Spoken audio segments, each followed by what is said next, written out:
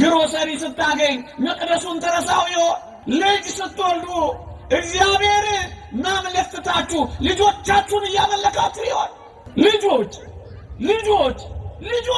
የእግዚአብሔርን ስጦታ በራሱ በእግዚአብሔር ትቀይሩትና እግዚአብሔርን በልጆቻችሁ ታስቀኑት ይሆን? ምዕመናን በችግርም ጊዜ እግዚአብሔር ጋር፣ በጥጋብም ጊዜ እግዚአብሔር ጋር፣ በማጣትም ጊዜ በማግኘትም ጊዜ እግዚአብሔር ጋር፣ በመግደልም ጊዜ በመሙላትም ጊዜ እግዚአብሔር ጋር፣ ብትወልዱ ባትወልዱ እግዚአብሔር ጋር፣ ቢቀናችሁ ባይቀናችሁ እግዚአብሔር ጋር፣ ብታተርፉ ብትከስሩ፣ ብታረጁ ወጣት ብትሆኑ፣ በደም ግባት ብትመሉ፣ በማዲያት ብትጠበሱ፣ ውብ ብትሆኑ፣ ፉንጋ ብትሆኑ እግዚአብሔር ጋር። ለነገሩ ነው እዚህ የመጣችሁት ወይስ አብራችሁ ልትቆዩ ነው ከእግዚአብሔር ጋር? እግረ መንገድ ነው የምታልፉት ወይስ አብራችሁ ልትጓዙ ነው የመጣችሁት? የዘላለም ሕይወታችሁ ልታደርጉት ነው ወይስ እንደ ወረት ነው እግዚአብሔርን የምታዩት? ይህንን ጉባኤ የሕይወታችሁ ጉዳይ ነው የምታረጉት ወይስ ከሴሬሞኒዎች እንዳንዱ ነው የምትቆጥሩት? የሮቤል የጋድና የምናሴ ነገድ እኩሌታ ከነዓን ተዘጋጅቶላቸው ዮርዳኖስ አካባቢ ለም መሬት ባገኙ ጊዜ ምን እንዳደረጉ ታውቃላችሁ? እግዚአብሔር ያሳያችሁ። ከግብፅ የወጡት እኮ ከነዓን እንዲገቡ ነው። ዮርዳኖስ አካባቢ ለም መሬት ሲያገኙላችሁ አንሄድም እዚህ ነው ምን ሆነው አይሉ መሰላችሁ? እባካችሁ ስትባረኩ አትጥፉ። ልጅ ሲሰጣችሁ አትጥፉ። ትዳር ሲሰጣችሁ አትጥፉ። ስራ ሲሰጣችሁ አትጥፉ። ስትጠግቡ አትጥፉ። ሀብት ሲሰጣችሁ አትጥፉ። ቤታችሁ ታገለግላለች ወይስ ትፈነጥሳለች? እናንተ ፊልም ነው የሚታይባት ወይስ ዕጣን ነው የሚያርግባት? ጸሎት ነው የሚደረግባት ወይስ ደስ የማይሉ እርቃን የወጡ ዳንሶች ነው የሚወሉባት? ደጋግ የቅዱሳን ስዕላት ነው ያሉባት ወይስ በእናንተ ፎቶና ጌጥ ያማረች ናት?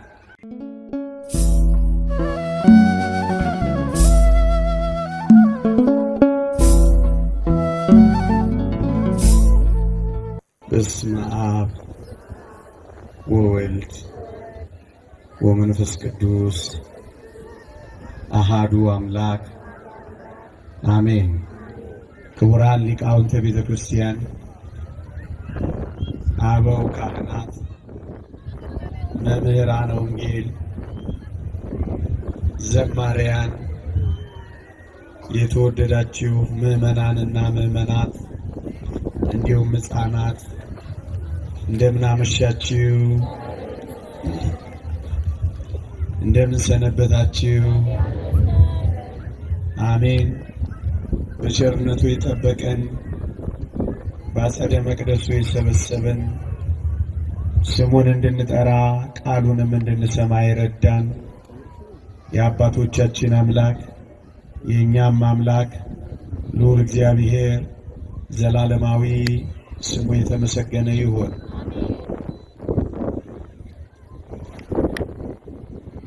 አጠር ላለች ደቂቃ የእግዚአብሔርን ቃል አሰማችኋለሁ። እግዚአብሔር ከሁላችን ጋር ይሁን።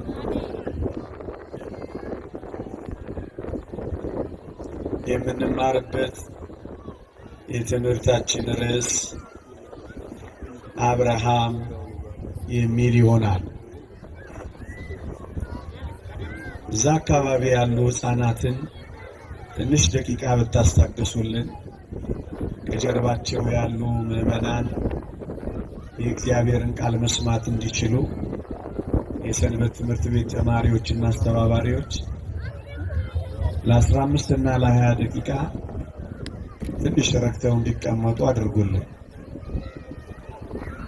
እግዚአብሔር ከሁላችን ጋር ይሁን። አብርሃም የትምህርታችን ርዕስ ነው።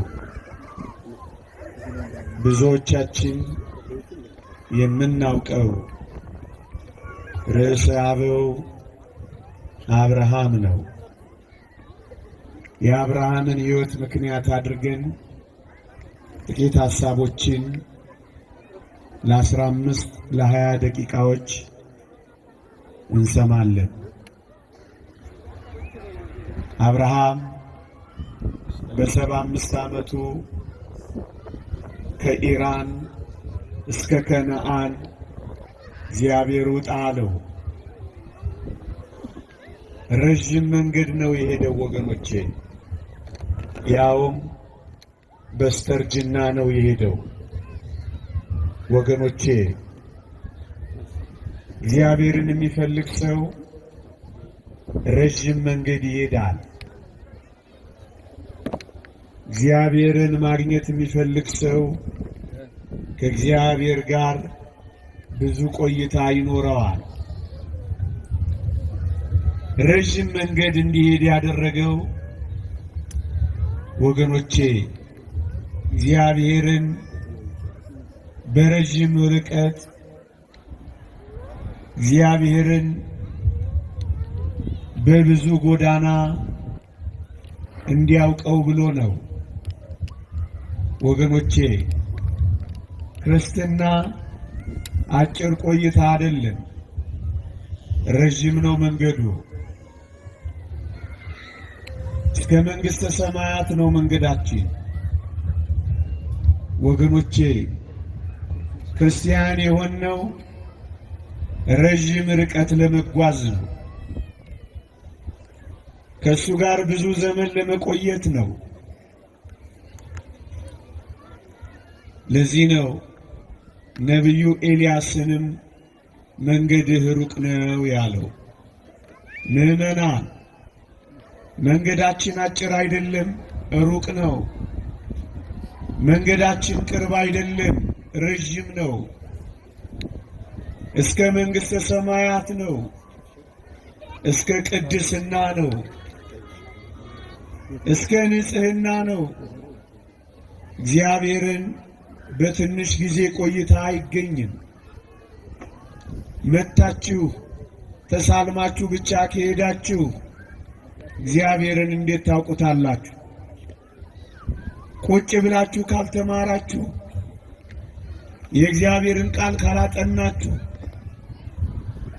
ብዙ ቆይታ ከሌላችሁ ደረስ መለስ በማለት እግዚአብሔር አይታወቅም። ወገኖቼ እግዚአብሔርን ያገኙት ከእግዚአብሔር ጋር ብዙ የቆዩ ናቸው።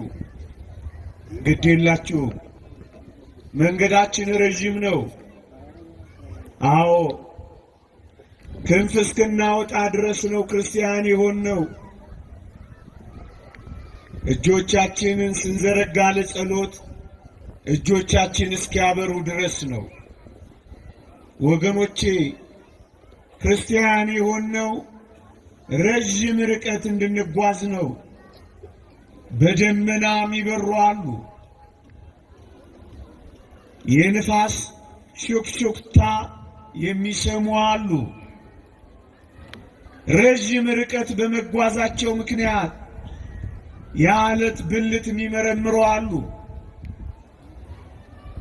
ረዥም ቆይታ በመኖራቸው ምክንያት የወፍ ቋንቋ የሚሰሙ አሉ። ወገኖቼ በጣም ረዥም ቆይታ በመቆየታቸው ምክንያት ገነት እየደረሱ የሚመለሱ አሉ። ክንፍ ያወጡ አሉ። የአናብስትን አፍ የዘጉ አሉ። ትቢያቸውን፣ አፈሩን፣ የእግራቸውን ትቢያ አናብስትን የመገቡ አሉ። ረዥም ቆይታ በመቆየታቸው ጥልቅ መንፈሳዊ ሕይወት በመኖራቸው በአንድ ቀን አርሰው፣ በአንድ ቀን አብቅለው፣ በአንድ ቀን አጭደው፣ በአንድ ቀን ጎተራ የከተቱ አሉ።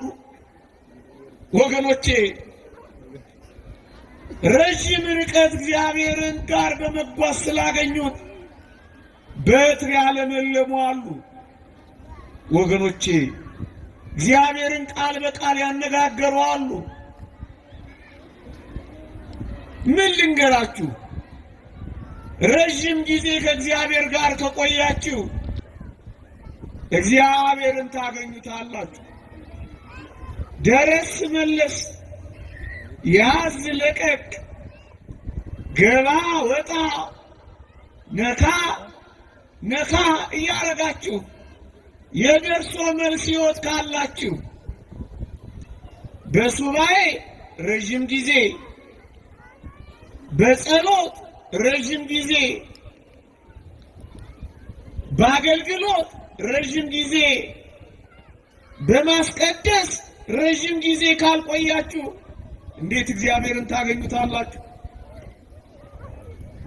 ወገኖቼ በጣም ከዝቅታ ወደ ረዘመው ከፍታ የሄዱ ሰዎች እንዳሉ ታውቃላችሁ። ማንን ላስታውሳችሁ? ሙሴ ጸሊምን ላስታውሳችሁ?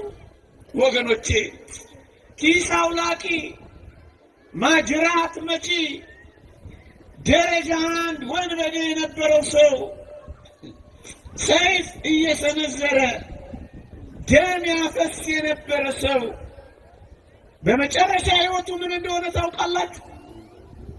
ያስደንቃል። እጆቹን ሲዘረጋ ደመናትን እየቆረጠ ዝናማትን ማፍሰስ ነው የጀመረው።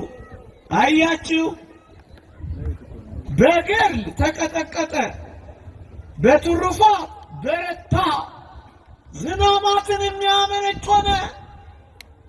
ወገኖቼ ሰርቆ ይበላ የነበረው ይህ ሙሴ ጸሊም አባ ኤስድሮስ የሚባል አባት ወገኖቼ መላእክት መጥተው ማር ሲመግቡት አየ በራእይ። ሰርቆ ከመብላት በመላእክት እጅ እስከ መድረስ ደረሱ። አያችሁ ርቀቱን። እንዲህ ካለ ውንብድና እንዴት ወዳለ ቅድስና እንደደረሰ ተመልከቱ። ወጣቶች ሆይ የትኛውም የደከመ ሕይወት ውስጥ ሆናችሁ ግን ከእግዚአብሔር ጋር ከቆያችሁ ግድ የላችሁም። መላእክት እስኪመግቧችሁ ትደርሳላችሁ። ግድ የላችሁ። ክንፍ ታወጣላችሁ። ግድ የላችሁ። ሰውነታችሁ እንኳን ሳይቀር እሳት ይሆናል፣ ነፍሳትን ያቃጥላል። አያችሁ ረዥም ርቀት ማለት። ለነገሩ ነው እዚህ የመጣችሁት ወይስ አብራችሁ ልትቆዩ ነው ከእግዚአብሔር ጋር? እግረ መንገድ ነው የምታልፉት ወይስ አብራችሁ ልትጓዙ ነው የመጣችሁት? የዘላለም ሕይወታችሁ ልታደርጉት ነው ወይስ እንደ ወረት ነው እግዚአብሔርን የምታዩት? ይህንን ጉባኤ የሕይወታችሁ ጉዳይ ነው የምታደርጉት ወይስ ከሴሬሞኒዎች እንዳንዱ ነው የምትቆጥሩት? ማርያም ግብፃዊትን ልተርክላችሁ ወገኖቼ። እጅግ አጸያፊ በሆነ ሴተኛ ዳሪነት ሕይወት ትኖር ነበር። ኢየሩሳሌም መስቀሉን ከሚሳለሙ ወንዶች አንዱን ባወጣ አንዱን ባገባ አለችላችሁና እነሱ ሊሳለሙ ሲገቡ እሷም ድርግም ልትል ፈለገችላችሁ። ከዚያ የማታውቀው ኃይል ይገፋት ጀመረ። ልግባ ስትል ያባረራት ጀመረ። ልለፍ ስትል ይከለክላት ጀመረ። ሌሎቹ ሲገቡ እሷን ያስቀራት ጀመረ። ከዚያስ አንዳች ነገር እንደጎደለባት ገባት። የተከለከላችሁ ሰዎች የጎደለባችሁ ነገር ኖሮ ይሆን? የዘገያችሁ ሰዎች እናንተ ዘግይታችሁ ይሆን? የቀረባችሁ ሰዎች እናንተ አስቀርታችሁበት ይሆን? አቤት ቸርነቱ! ምንኛ ነው ያልገፋን እኛ! ምንኛ ነው ያላባረረን እኛ! ምንኛ ነው የተሸከመን እኛ! እንዴት ዝም አለ? ቸርነቱ እኮ ነው። ከነ በደላችን፣ ከነ ድካማችን፣ ከነ ስንፍናችን ገፋ። ማርያም ግብፃዊትን ስንክሳራችን ሚያዝያ 7 ይተርካል። ከዚያስ ወደ ውስጧ ተመለከተች። ከነሱ ይልቅ የጎደላት ነገር እንዳላወቀች። ከዚያስ ቤተ ክርስቲያን ነበረች እዛ አካባቢ። በራ ገባች፣ ተንበረከከች፣ ስቅስቅ ብላ አለቀሰች።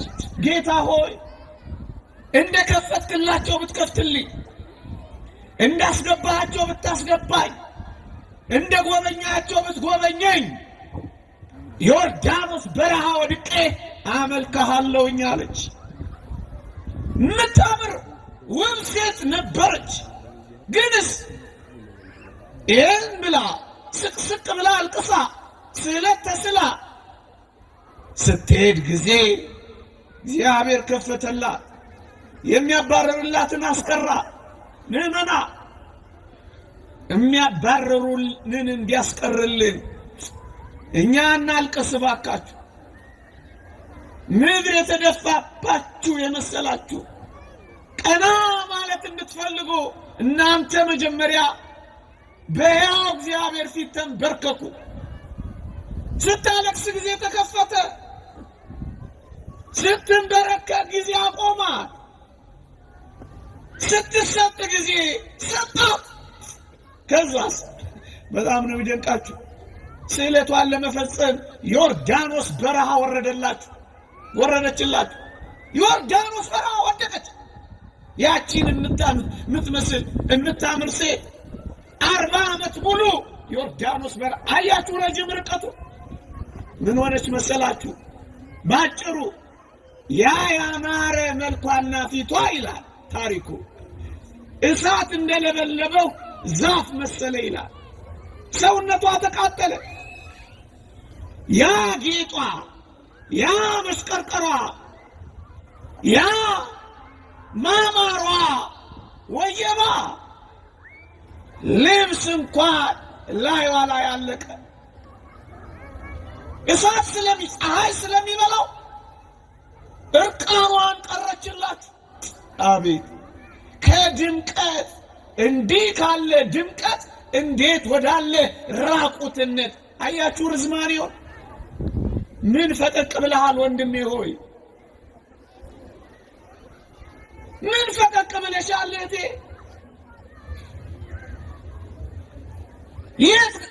የት ጉዞ ጀምራችኋል? ወደ ንጽህና ጉዞ ጀምራችኋል። ዝሙትን ትታችኋል።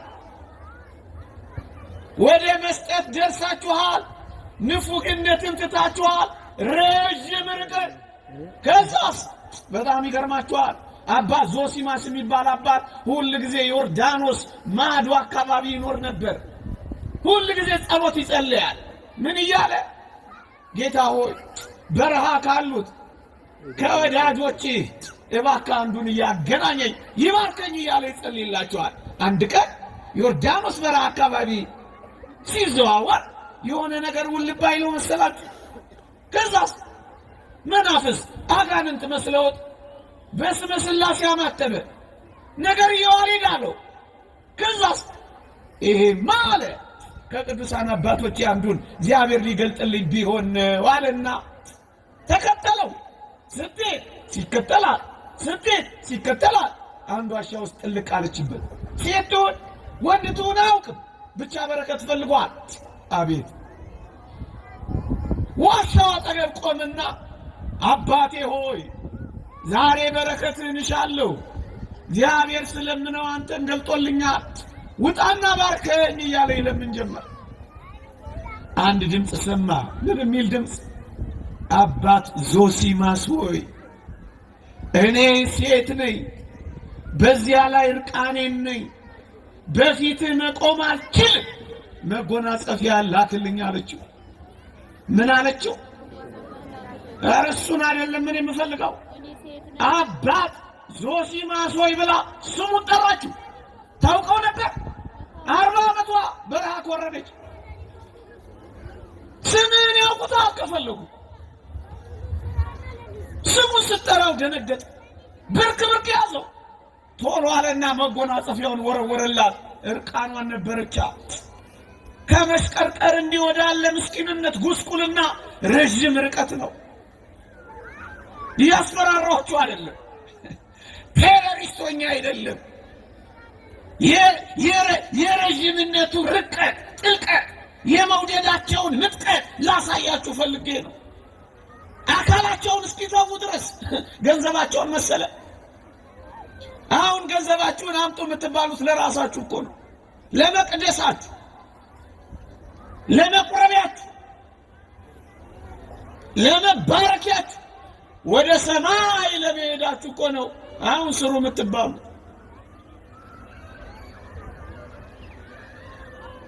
መጎናጸፊያውን ላከላት። ለብሳ ስትወጣ እግሯ ስር ሄዶ ተደፋ። ባርኪኝ አላት። አንተ ካህንም ነህ እንጂ አልባርክህም፣ አንተ ባርከኝ አለችው። አቤት! ካህን መሆኑን በምን አወቀች? መንፈስ ቅዱስ ገለጠላት።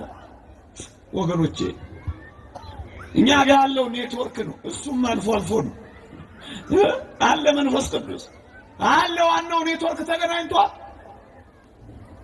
አለ። ስትጣሩ ቶሎ ይመጣ። ካፋችሁ ሲወጣ አፍንጫችሁ ሳይደርስ መልአከ እግዚአብሔር ከተፊላ እንጃ ተንበረከከ፣ ተደፋ እግሯስ። ከዚያስ ባርኪኝ ብሎ ተንሰቀሰቀ። ካህን ባርከኝ አለችው። አልባርክም፣ ባርከኝ፣ አልባርክም፣ ባርከኝ። በዚህ ዘመን ካልባረኳችሁ እያሉ የሚጮሁ አሉ አይደል?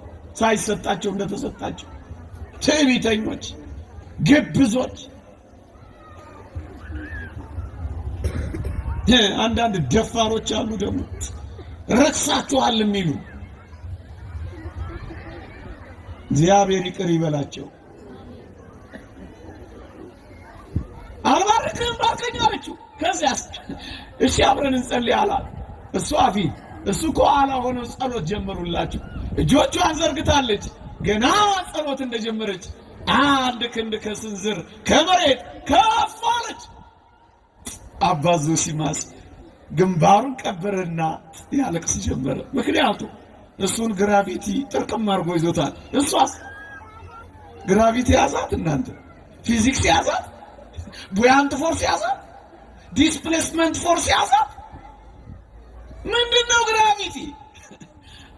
ከፍ ወገኖቼ ክርስቲያን ብትሆኑ ኖሮ እኮ ጠዋት ጠዋት አያችኋለሁ። እኔም እዚህ አካባቢ እመጣለሁ። ሰልፍ አትንገላቱም ነበር። የምር ክርስቲያን ብትሆኑ ምን ታረጉ እንደነበር ታውቃላችሁ? የካባዶ ወደ ከተማ ስትሄዱ ና ደመና ብላችሁ በደመና ተሳፍራችሁ ሽው ልዘዝላችሁ። ኦርደር አይደረግ፣ ፕሪስክሪፕሽን የለው ይሄ ነገር። እንዴት ይሆናል? ተረት ይመስላችኋል? የምነግራችሁ የኖሩበት ነው። ቶማስ ዘንዴኬን ጠይቁት። የኖሩበት ነው። ሚልኪ ቁልዝማዊን ጠይቁት። በደመና ነበር የሚመሩት። በሃይገር አላልኳችሁም? በደመና በሸገር አላልኳችሁም? በደመና በአውሮፕላን ይሻላችኋል። በደመና እንጃ የእናንተን አላውቅም። እንጃ ግራቪቲ የለ ምን የለ። ስቅስቅ ብሎ አለቀሰ። ኋላ ቆረባት። 40 ዓመት ሙሉ ረጅም ርቀቱን ተመልከቱ። አብርሃም እንደዚህ ነው። ረጅም ርቀት ነው የተጓዘው። በስተርጅና ነው ረጅም ርቀት። እግዚአብሔርን በመንገዱ ሁሉ ይለምደዋል። በመንገዱ ሁሉ እግዚአብሔርን ያጣጥመዋል። በቆይታ ሁሉ እግዚአብሔርን ይቀምሰዋል አብርሃም። ይሄ ነው የመጀመሪያው። ሁለተኛው አብርሃም በማጣት በችግር ተንገላቷል። ወገኖቼ እንዳትረሱ። የእግዚአብሔር መሆናችን ላለመራባችን ዋስትና እንዳይመስላችሁ። እግዚአብሔርን ይዛችሁ ልትራቡ ትችላላችሁ። እግዚአብሔር ከእናንተ ጋር ሆኖ ልትጠሙ ትችላላችሁ። ጌታ ሆይ የለህም እንዴ እንዳትሉት። አብርሃም 3 ጊዜ ድንኳኑን እየተከለ የተንከራተተው እግዚአብሔር ከእሱ ጋር ሆኖ ነው። ስለ ራበ የለህም አትበለው። ከፍንጥሬ ከኩባያ ውሃ በላይ ስጋውንና ደሙ ሰጥተው የለም እንዴ? አሁን አንተ በፍንጥሬና በኩባያ ውሃ አምላክህን አጠርጥረው። 3 ጊዜ በረሃብ ምክንያት ተሰዷል ወገኖቼ። ማን ያልተሰደደ አለ? መሰደድ አይለቃት፣ መባረር አይግረማት፣ መራብ አሸማቃት፣ መጠማት ሰማይና ምድር እንደዞረባችሁ አታስቡ ምዕመናን። በችግር በማጣት ኖሯል፣ ግን ስመ እግዚአብሔርን ይጠራ፣ መስዋዕት ይሰዋ፣ ደሃ ያስሳል። ችግረኝነቱ እግዚአብሔርን አላስረሳውም። ጠንቋይ ቤት አላስኬደውም። መተተኛ አላስፈለገውም። ስርቆት አላስፈለገውም። ልመጽውት ቢለው እንኳ አንዳች ነገር አልፈልግም ነው ያለው። ስትራቡ ስመ እግዚአብሔርን አትርሱ ባካችሁ። አሁን ከባድ ኑሮ እንደምትኖሩ እናውቃለን። እግዚአብሔርን መተው አይደለም መፍትሄው። የዓለምን አምሮትና ምኞት መከተል አይደለም መፍትሄው። ስመ እግዚአብሔርን ይጠራ፣ መስዋዕት ይሰዋል፣ እየተራበ እንኳን ሳይቀር ድሃ ያጠግባል። በቃ ሁሉ ነገር የተገላበጠ አይምሰላችሁ። ምግብ ስታጡ፣ መጠጥ ስታጡ፣ ስትቸገሩ አብርሃምን እዩት። በችግር ጊዜ እግዚአብሔር ነው፣ በመሰደድ ጊዜ እግዚአብሔር ነው። የታለን እግዚአብሔር ብሎ ያማው መሰላችሁ? አላማው የበለጠ አመነው። ጥሩት እግዚአብሔር። ምዕመናን እግዚአብሔር በአንድ ቀን በበላችሁት 40 ቀን ሊያኖራችሁ ይችላል። ምዕመናን እግዚአብሔር ባትበሉም እንኳን እንደበላችሁት አድርጎ እንዲሰማችሁ የረሃብ ስሜታችሁን እንኳን ሊያጠፋ ይችላል። የግድ መብላት አለብን አትበሉ። ደስታችሁ ከውጭ ነው የሚመጣው። ከእግዚአብሔር ጋር ስትሆኑ የእግዚአብሔር ክብር ያጠግባችኋል። እናያለን፣ አይተናል እኮ 55 ቀን የአብይ ጾምን በውሃ የሚጾሙ እኮ እናውቃለን። እንሰማለን እኮ አንዳንድ ወጣቶች እህል ከበላው 3 ቀን ነው ግን ምንም የረሃብ ስሜት የለኝም ይሉናል። አየህ፣ እግዚአብሔር ካለ ጤፍ መግዣ ላይኖር ይችላል፣ ግንስ ላትራብ ትችላለህ። የአባት እኮ እንዳለው ነው። የረሃቡ ጠኔ ባስቸገረኝ ጊዜ ጸሎት ስጸልይ ያጠግበኝ ነበረ ይላል። ውርጩ ሲመታኝ ልብስ ባጣው ጊዜ ጸሎትን ስጸልይ መንፈስ ቅዱስ ያሞቀኝ ነበር ይላል። የእኛ አምላክ እኮ እንዲህ ነው ምዕመናን። በችግር ጊዜ አይተውም፣ በረሃብ ጊዜ አይረሳም። አንድ ሁለተኛ እግዚአብሔር በችግር ጊዜ እንዳለ የተወሰዋለን የለም። ሲራክ ነው የሚለው በመከራ ውስጥ እንዳለ የጣለው ሰው አለን የለም። ለዚህ ማሳያው ማን ነው? አብርሃም በችግር ጊዜ ተሰዷል ነበር። ሁለተኛ ምን ሆነ መሰላችሁ? እግዚአብሔር ባረከው። ሲመሽ ባረከው፣ ሲጠብቀው ባረከው፣ ሲያመሰግነው ባረከው።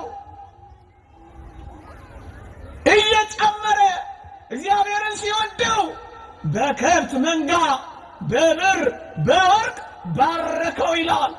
እግዚአብሔርን ጠብቁት ምዕመናን፣ አታቋርጡት ምዕመናን፣ አትተዉት ምዕመናን፣ ጀርባ አትስጡት ምዕመናን። በእፍኝ ጥሬ በኩባያ ውሃ በሚቀደድ ጨርቅ አትመዝኑት፣ ጠብቁት። እግዚአብሔርን በመተማመን የምትጠብቅ ነፍስ አፍራ አታውቅም። ጠብቁት። ባረከው። እጅግ የሚገርመኝ እዚህ ጋር ነው። እግዚአብሔር አብርሃምን አሁን ባልኳችሁ በረከት ባረከው። በከብት መንጋ ባረከው። ስፍራ እስኪያጣ ድረስ ባረከው። አንተ ከታመንክለት እየነቀነቀ እየጠቀጠቀ በእቅፍ ይሞላልሃል። ጠብቀው። ከዛስ በጣም ይደንቃችኋል። ባለጸጋ ሲሆንም እግዚአብሔር ላይ አልተለወጠበትም። መንጋ ሲበዛው እግዚአብሔርን አረሳው። ምዕመናን በድህነት ብቻ አይደለም በባለጠግነትም እግዚአብሔርን የሚረሱ አንዳንዶች አሉ። መጽሐፍ ቅዱስ እንዲህ ይላል፣ በበላህና በጠገብክ ጊዜ ያልተከልካቸውን ወይኖች ያልማሳቸውን ቦዮች ባገኘ ጊዜ አምላክን እግዚአብሔርን እንዳትረሳ ተጠንቀቅ ይላል። ስንቶች ረስተውታል። ፎቅ ሲገነቡ የረሱት፣ ፎቃቸውን እንደ መንግሥተ ሰማያት የቆጠሩ፣ ሲወልዱ የረሱት፣ ስለት ተስለው ሲደርስላቸው ጀርባ የሰጡት ስንት ናቸው? ጥጋብ ያስረሳቸው። ከተራበ ይልቅ ለጠገበ አዝናለሁ እኮ የሚለው ይሄንን ነው ወገኖቼ። አብርሃም በበረከት ሲባርከው ምን እንዳደረገ ታውቃላችሁ? አስቀድሞ ስለት ወደሳለበት ቃል ኪዳን ወደገባበት እየቸኮለ ሄደ ነው የሚለው። አሁንም እዛው ምዕመናን በችግርም ጊዜ እግዚአብሔር ጋር፣ በጥጋብም ጊዜ እግዚአብሔር ጋር፣ በማጣትም ጊዜ በማግኘትም ጊዜ እግዚአብሔር ጋር፣ በመግደልም ጊዜ በመሙላትም ጊዜ እግዚአብሔር ጋር፣ ብትወልዱ ባትወልዱ እግዚአብሔር ጋር፣ ቢቀናችሁ ባይቀናችሁ እግዚአብሔር ጋር፣ ብታተርፉ ብትከስሩ፣ ብታረጁ ወጣት ብትሆኑ፣ በደም ግባት ብትመሉ፣ በማርያት ብትጠበሱ፣ ውብ ብትሆኑ፣ ፉንጋ ብትሆኑ እግዚአብሔር ጋር። የሮቤል የጋድና የምናሴ ነገድ እኩሌታ ከነዓን ተዘጋጅቶላቸው ዮርዳኖስ አካባቢ ለም መሬት ባገኙ ጊዜ ምን እንዳደረጉ ታውቃላችሁ? እግዚአብሔር ያሳያችሁ። ከግብፅ የወጡት እኮ ከነዓን እንዲገቡ ነው። ዮርዳኖስ አካባቢ ለም መሬት ሲያገኙላቸው አንሄድም እዚህ ነው ምን ሆነው አይሉ መሰላችሁ? ግሮሰሪ ስታገኝ መቅደሱን ተረሳው ይሆን? ወገኖቼ ልጅ ስትወልዱ እግዚአብሔር ማምለክ ትታችሁ ልጆቻችሁን እያመለካችሁ ይሆን? ልጆች የእግዚአብሔርን ስጦታ በራሱ በእግዚአብሔር ትቀይሩትና እግዚአብሔርን በልጆቻችሁ ታስቀኑት ይሆን? የሆነ ነገር ያገኙ? አብርሃም እንደሱ አይደለም። የጋድ የሮቤል የምናሴ ነገድ እኩሌታ ከነዓን ተዘጋጅቶላቸው ለም መሬት ሲያገኙ ለከብቶቻቸው እዛው ቀሩላችሁ። ጠላት መጥቶ ያጠፋቸው መጀመሪያ እነዚህን ሁለት ነገድ እኩሌታ ነበር ይላል መጽሐፋችን። እባካችሁ ስትባረኩ አትጥፉ። ልጅ ሲሰጣችሁ አትጥፉ። ትዳር ሲሰጣችሁ አትጥፉ። ሀብት ሲሰጣችሁ አትጥፉ። ስራ ሲሰጣችሁ አትጥፉ። ስትጠግቡ አትጥፉ። መጥገብ መሰበር ይሆናል። ሁለት ሶስተኛ ጨርሻለሁ። የአብርሃምን አስደናቂ መቀመጫ ቦታ ላስታውሳችሁ። አብርሃም ድንኳኑ በችግር ተይዛ በነበረበት ጊዜ ወገኖቼ በጣም ይደንቃችሁ፣ ከድንኳኑ እየወጣ በመምሬ አድባር ዛፍ ስር ይቀመጥ ነበር ይላል።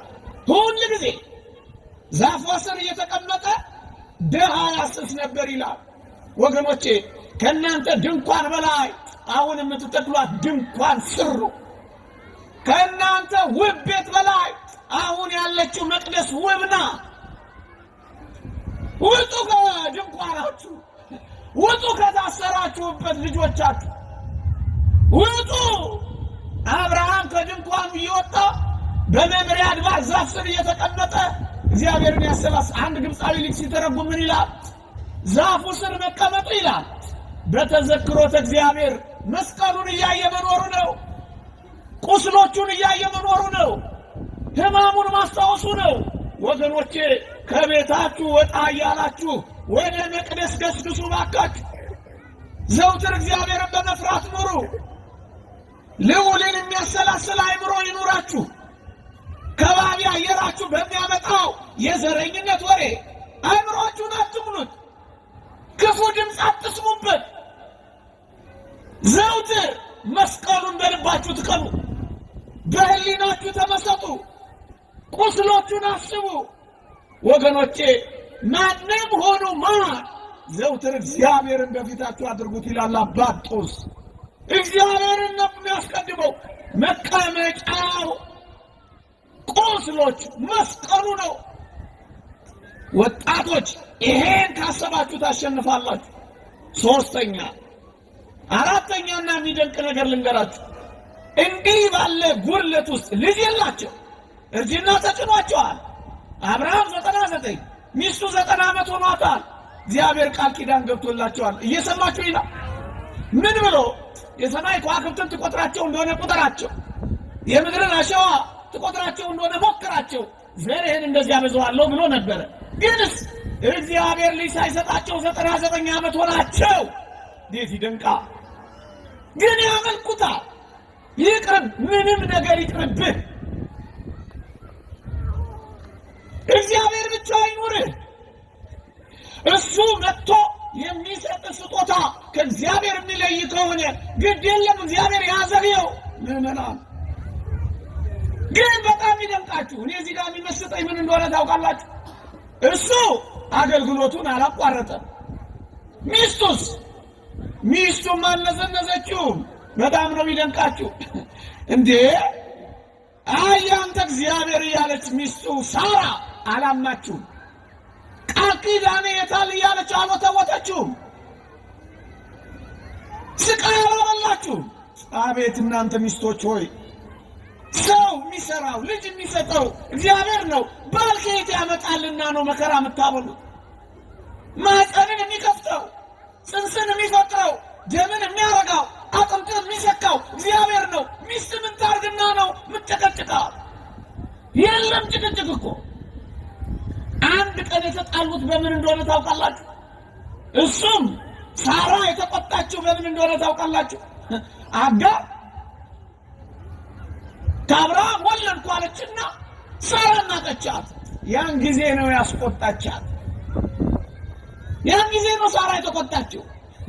ምን ታንከራትተኛለህ ጁጁ ሽማግሌ ያለችው መሰላችሁ? ወይ ልጅ አትሰጠኝ አታስታጥፈኝ ወይ ሀብት የለህ ያለችው መሰላችሁ? የታለ ቃል ኪዳን ብላ የሞገተችው መሰላችሁ? ደግሞ ድሃ እየሰበሰበልኝ ይመጣል አፍርም እንዴ አላለችውም? ራሷ ታገለግላለች ድንኳኗ። ሚስቶች ሆይ አገልግሉ ባካችሁ። እናቶች ሆይ ጎረቤቶቻችሁን አገልግሉ። እስኪ ተረዳዱ።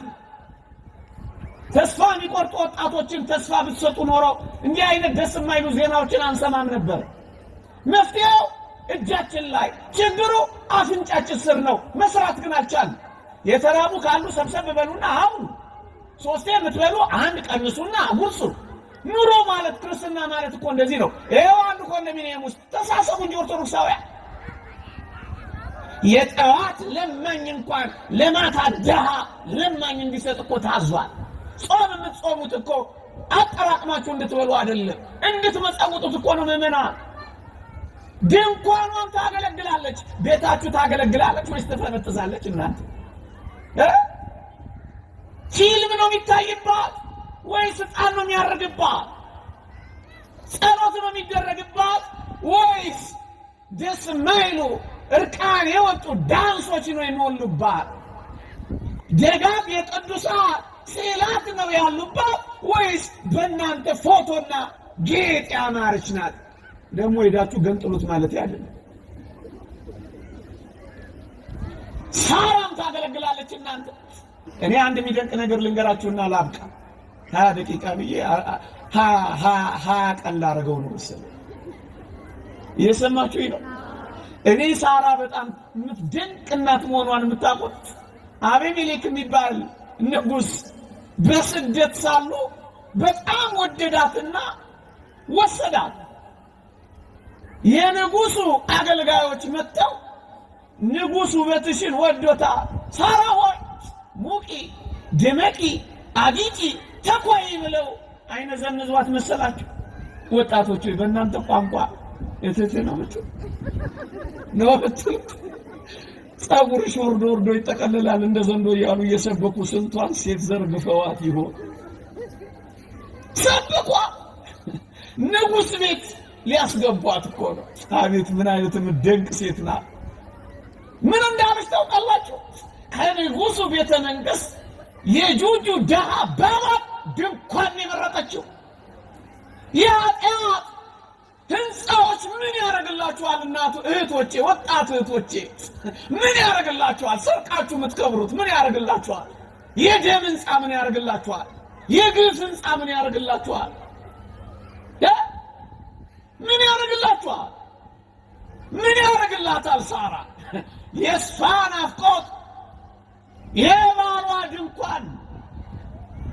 የባልሽ ድህነት አይበቃሽም? ሌላ ምን ያስቀላውጣል?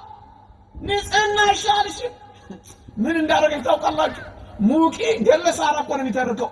ሙቂ ባሏት ፈንታ ልብሷን ቀደደች። አጊጪ ባሏት ፈንታ አመር ነሰነሰች። ተኳይ ባሏት ፈንታ አለቀሰች። ከባሏ መለየት አልወደደችም። ድል አደረገች። ዋት ነካትና አሏ ይቆየኝ።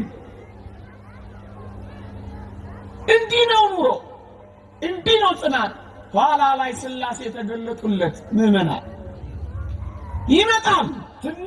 ትንሽ ልንጠብቅ እንችላለን። እግዚአብሔር ግን መምጣቱ አይቀርም።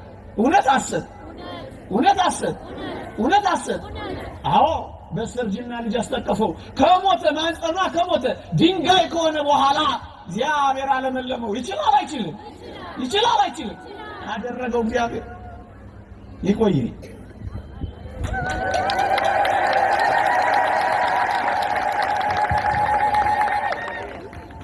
ያስተማረን የመከረን የአባቶቻችን አምላክ ቅዱስ እግዚአብሔር ስሙ የከበረና የተመሰገነ ይሁን። ለመምህራችን ቃለ ሕይወት ያሰማልን፣ ቃለ ሕይወት ያሰማልን። የአገልግሎት ዘመናቸውን እግዚአብሔር አምላክ ይባርክልን። ደስ ብሏችኋል? እስቲ እግዚአብሔርን አመስግኑት ከፍ አድርጋችሁ። አረ ግድ የለም ለካ አባቶች በደንብ ይሰማ። እስቲ ምድር ትስማ። ክብርና ምስጋና ለአምላካችን ይሆንልን። የትምህርታቸው ርዕስ ምን ነበረ? አብርሃም የብዙሃን አባት አብርሃም ብለው እንግዲህ በሚገባ ርቀቱን አሳይተውናል። መጓዝ ያለብን እስከምን እንደሆነ መጽሐፍ እንደሚያዝ የአባቶች ሕይወት እንደሚተርክ አስተምረውናል። እግዚአብሔር አምላክ ረጅም ዕድሜና ጤና ያድልልን ብላችሁ መርቁልን። በእልልታ በጭብጨባ አመስግኑልን።